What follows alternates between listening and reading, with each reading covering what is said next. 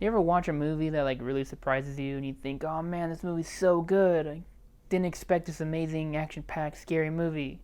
Gotta tell all my friends about it. It's amazing. But then like 4 years later, they make a sequel.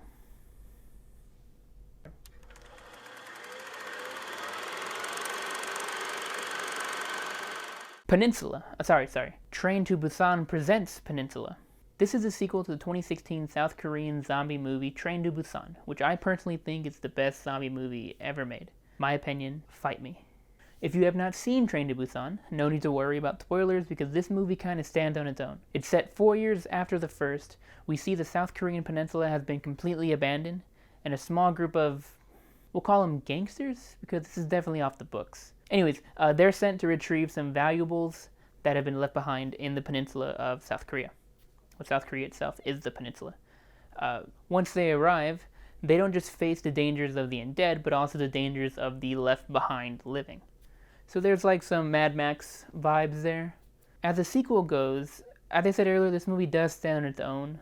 The only real connecting thread between both movies is the location, which is South Korea, and the zombies. Well, I guess zombie rules carrying over is like a really big thing. You know, like zombie rules, like whether they're slow or fast, strong or weak, headshots or body shots, loose limbs that can just crawl around by them. Anyways, I'm getting off track.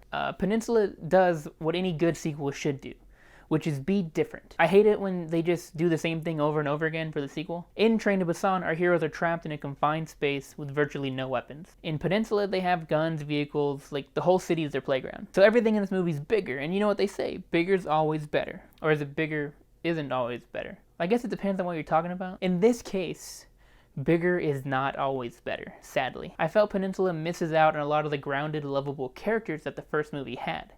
I say grounded because here we have a lot of, like, I'll say near superhuman characters doing things that seem like crazy and outlandish, and they're able to do it with ease. But I guess living in a world full of zombies for 4 years could do that. With many one-dimensional characters, you lose a lot of the emotional moments that the first film had.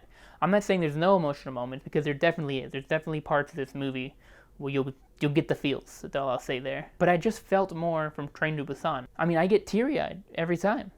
Okay, fine. I full-blown cry every time I watch Train to Busan. I don't know why.